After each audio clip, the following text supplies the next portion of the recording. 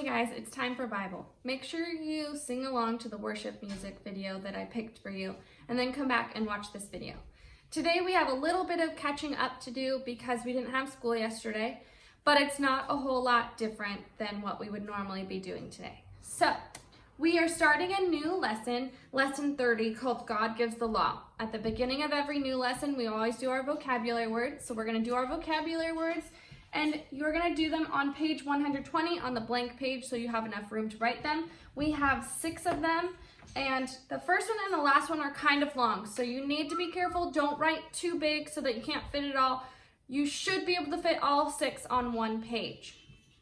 So, number 1 is the word idol. An idol is something that is worshipped instead of God. Sometimes an image carved in stone or metal, so kind of like a statue sometimes. Or it could be something totally different that we worship, that we look up to, that we choose instead of God. Number 2, adultery, not being faithful to a husband or wife. That would be someone who's married and they date somebody else that's not their husband or wife. They're not doing what they should. That's we're going to find out that's one of the 10 commandments, is to not do that. Number 3, false testimony. False testimony means telling lies about others. Testimony just kind of means your story, telling a story, and false would be telling lies, so telling lies about others. Number 4 is the word covet. Covet means to desire something that belongs to another. So if you're jealous that your friend has another toy, but covet means more like you really, really want that toy and you kind of have bad attitude about it, that you would maybe even steal it from them. So covet, you really, really want something that someone else has. Number 5 is vain, which means worthless. That one's a nice and short one. And then number 6 means submission. Submission means to listen to and obey God, our parents, and our teachers so that they will be able to protect us.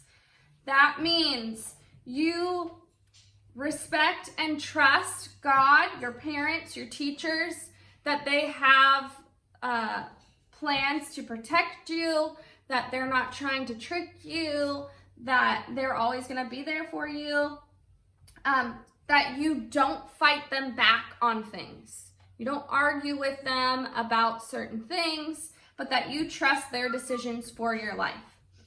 Okay, so that's all of our vocabulary. If I went through it too fast, I'll post this at the end so you can quickly write down those words. But I do want to go on to the next page. On page 121, it says, God gives the law, lesson 30. God called Moses to come up to the top of Mount Sinai, so Moses went up to the mountain to talk to God alone. When Moses reached the top of the mountain, it was very quiet and still because God was there. God told Moses he had brought him 2 great big stones. God wrote commandments on the stones with his own finger, Exodus 31:18. So people need rules. God knew his people needed rules to guide them and help them. He knew his people needed to learn how to treat one another. God knew the commandments that would protect his people from wrong. There would be 2 kinds of commandments. Your teacher will tell you what these 2 kinds are, and you can write them on the tablets below. So, here are the types, the kinds. So, how to treat God and duties toward God, and then how to treat others and duties toward others. So all the different commandments, all 10 of the commandments, we're going to learn them. All of them fit into these categories: how to treat God and duties toward God, and then how to treat others and duties toward others. So how we act with God and how we act with others. All of them fall into those 2 categories. And then that's it for Bible today. Let me know if you have any questions, and I will see you later. Bye.